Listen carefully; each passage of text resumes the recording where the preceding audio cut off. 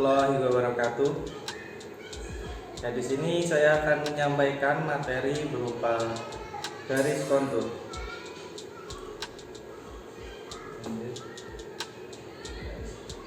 Untuk yang pertama ada pengertian garis kontur. Pengertian garis kontur merupakan garis yang menghubungkan lokasi-lokasi berbeda yang berada pada ketinggian yang sama. Jika dua lokasi dihubungkan oleh garis kontur yang sama, maka dapat dipastikan kedua lokasi tersebut memiliki ketinggian yang sama.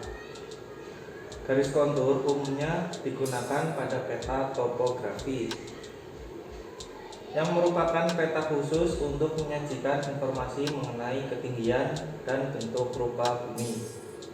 Pada peta batimetri, garis ini digantikan dengan garis isobar, yaitu garis yang menunjukkan lokasi-lokasi dengan kedalaman yang sama. Selanjutnya ada peraturan dasar garis kontur. Dalam membaca gambaran garis kontur terdapat beberapa peraturan umum yang harus kita taati. Peraturan tersebut adalah sebagai berikut.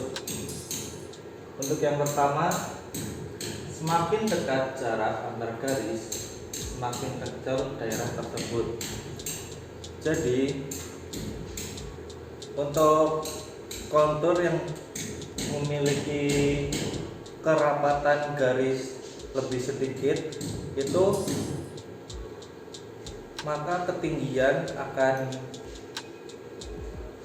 lahan tersebut semakin terjal, seperti ada jurang yang sangat landai, itu bisa mendapatkan tinggi lahan yang sama, yang lebih curam. Ini dijelaskan. Yang pertama, karena garis kontur merupakan representasi dari ketinggian suatu lokasi. Jarak antar garis menjadi representasi perbedaan ketinggian dan jarak dari suatu lokasi. Yang kedua, semakin jauh jarak antara dua titik ketinggian, semakin landai lereng yang ada pada daerah tersebut. Hal ini juga berlaku untuk yang sudah saya sebutkan tadi. Garis kontur yang semakin rapat itu menunjukkan permukaan lahan di daerah tersebut semakin curam, sedangkan garis kontur yang semakin lebar antar garisnya itu menyebabkan lahan akan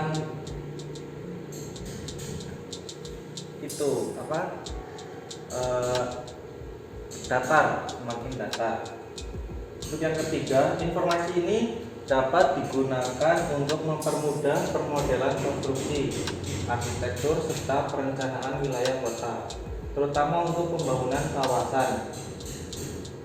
Yang terakhir, selain itu, kelerengan juga sangat penting dalam melakukan navigasi, hiking, serta perencanaan ekspedisi. Oleh karena itu, titik-titik dan garis ini selalu ada pada peta topografi yang digunakan oleh pendaki gunung dan militer di seluruh dunia. Selanjutnya, yang kedua, garis kontur tidak pernah memotong garis kontur lainnya, namun selalu menutup.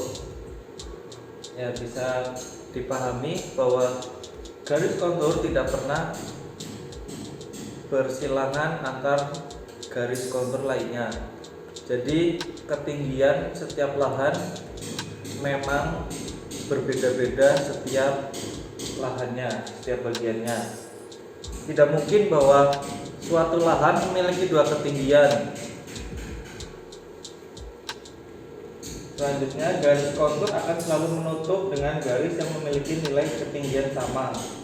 Tidak mungkin garis berhenti tiba-tiba pada suatu ujung, kecuali jika garis tersebut keluar dari area peta. Nah, seperti yang sudah dibaca, garis kontur ini selalu menutup dalam suatu lahan, sehingga garis ini tidak akan terpotong. Untuk yang selanjutnya, Yang ketiga, berikut adalah gambaran jika garis kontur memotong sungai, maka garisnya akan berbentuk V. Di sini ada gambar yang menunjukkan bahwa di sini ada kontur dengan ketinggian 65 akan turun ke sungai, lalu tidak memotong langsung ke sini. Kenapa? Karena dari sungai tersebut mengalir dari hulu ke hilir, sehingga ketinggian sungai tidak akan sama pada lahan yang di sampingnya. Di sini maka garis konturnya dari lahan samping sungai ke atas lalu ke bawah lagi, sehingga untuk permukaan untuk dataran di sungai sebelah sini itu lebih rendah dari atasnya. Itu mengakibatkan sungai mengalir dari atas ke sini.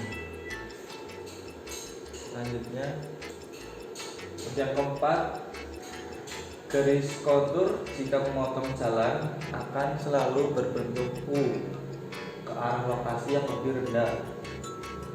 Ya, untuk lokasi garis kontur yang memotong jalan bisa dilihat seperti ini. Garis kontur jalan, ini ada jalan, di sini ada garis kontur, maka akan membentuk U. Kenapa? Karena biasanya jalan yang dibangun oleh manusia pada umumnya memiliki ketinggian yang berbeda pada lahan di sampingnya. Jadi di sini lahan biasa, lalu dibangun jalan tersebut itu bisa berupa aspal ataupun cor beton. Itu kan tidak mungkin sama dengan lahan sampingnya, sehingga ketinggian dari jalan ini berbeda, sehingga jika di sini tingginya 75, maka lahan yang memiliki ketinggian 75 akan menuju ke arah sini. Selanjutnya, untuk yang kelima, ada garis kontur selalu menunjukkan ketinggian yang sama. Jadi tidak mungkin satu garis tiba-tiba berubah nilai ketinggiannya, atau terdapat dua nilai ketinggian pada satu garis. Garis kontur di sini terlihat di mana suatu satuan garis kontur hanya memiliki satu bagian atau satu lingkaran. Tidak mungkin ini 360 dengan 350 bergabung, itu tidak akan mungkin.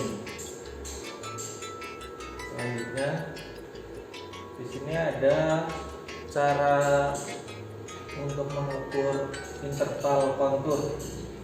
Sebelumnya, pengertian dari interval kontur tersebut adalah perbedaan ketinggian antar dua garis kontur di dunia nyata.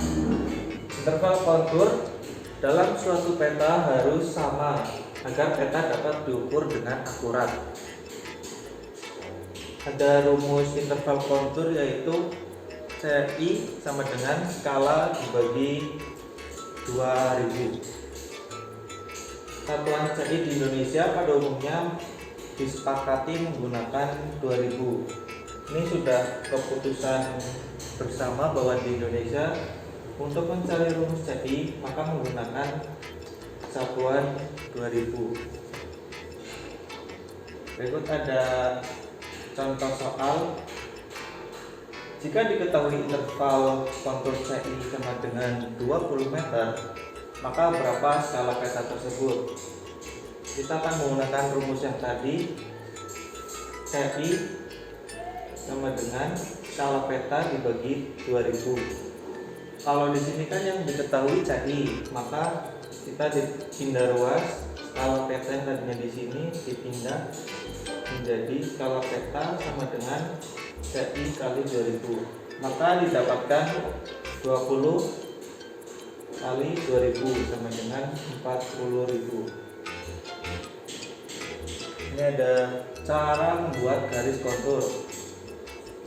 Di sini garis kontur dibuat dengan cara memetakan informasi ketinggian suatu objek yang didapat dari survei dunia nyata dan menginterpretasikan dengan menggunakan garis-garis seperti gambar berikut. Bisa dilihat dari gambar, ini adalah gambaran nyata di lapangan bahwa suatu lahan ini menunjukkan sebuah perbukitan atau gundukan. Di sini ada ketinggian yang berbeda dari 0, 10, 20, 40, 30 dan 40. Maka dalam pengukuran data bisa digambarkan garis kontur dalam peta seperti berikut. Di sini ada 10 yang mengarah ke sini, semuanya ini 10, dan semakin tinggi semakin kerucut, semakin landai menunjukkan ke angka 40. Selanjutnya, untuk mendapatkan informasi mengenai ketinggian-ketinggian yang ada di suatu lokasi, kalian dapat menggunakan data DEM, survei lapangan langsung, ataupun penginderaan jauh lainnya. Untuk konversi data ketinggian itu menjadikan titik-titik ketinggian. Nah, umumnya data ketinggian sudah dalam bentuk titik, jadi kalian bisa lanjut ke step berikutnya. Selanjutnya, tentukan lebih dahulu interval kontur yang akan digunakan. Lalu, hubungkan titik-titik yang memiliki ketinggian yang sama dengan satu garis. Di sini interval kontur sangat penting. Garis baru hanya dapat dibuat setiap interval, misal setiap perbedaan ketinggian 10 atau 5 meter. Nah, garis interval yang akan didapatkan itu sangat berpengaruh pada lahan yang akan dibuat. Jadi kita bisa mengetahui seberapa curam ataupun seberapa landai lahan tersebut.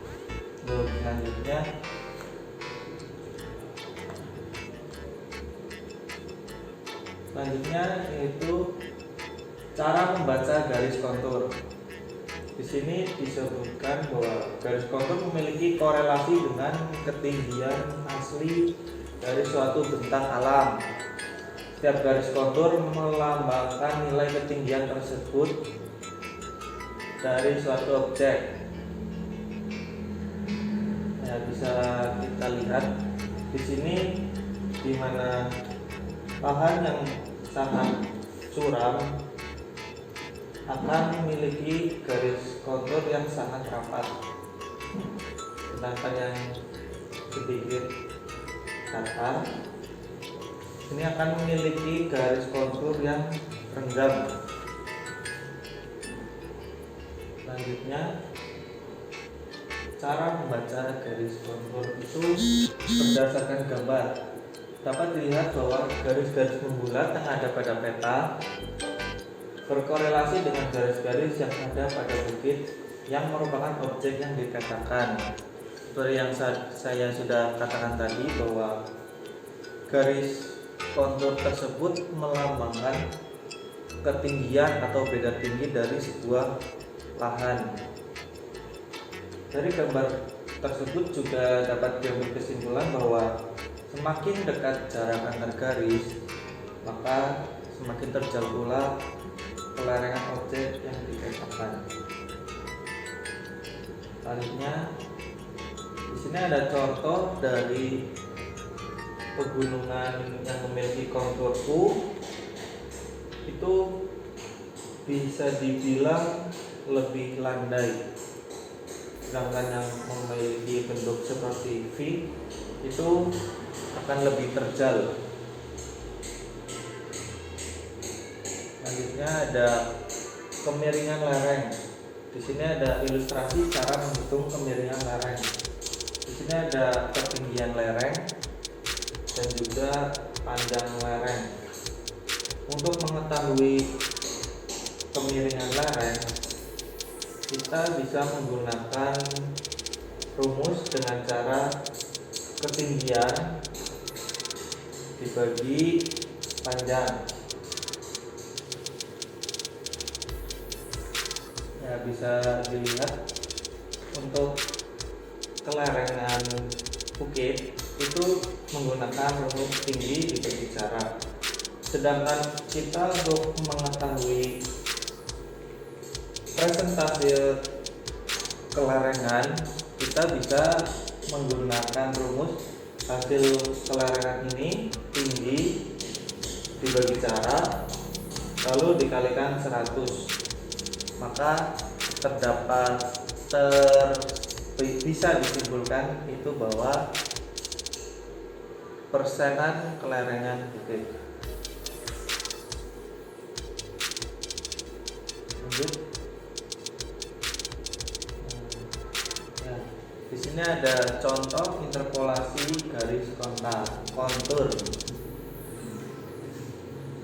Di sini kita bisa melihat ada 3 cara. Yang pertama cara taksiran atau visual, yaitu titik-titik dengan ketinggian yang sama secara visual diinterpolasikan dan diinterpretasikan langsung di antara titik-titik yang diketahui ketinggiannya. Yang kedua, cara hitungan atau numeris. Cara ini dapat didasarkan juga menggunakan 2 titik yang diketahui posisi dan ketinggiannya. Hitungan interpolasinya dikerjakan secara numeris atau eksak menggunakan perbandingan linear. Yang ketiga ada cara grafis. Cara grafis dilakukan dengan bantuan garis-garis sejajar yang dibuat pada kertas transparan, kardit atau ada trash. Selanjutnya ada latihan. Di sini saya memberikan soal untuk kalian pelajari dan kerjakan.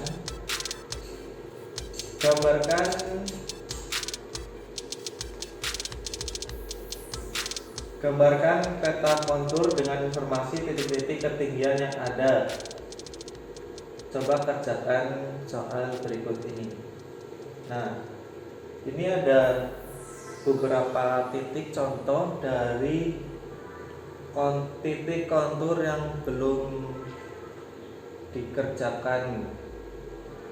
Bisa saya kasih contoh untuk di bagian sini.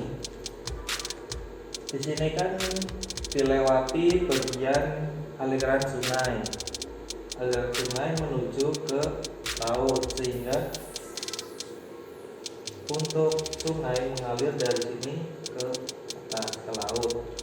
Di sini ada kontur 560. Di sini ada 510.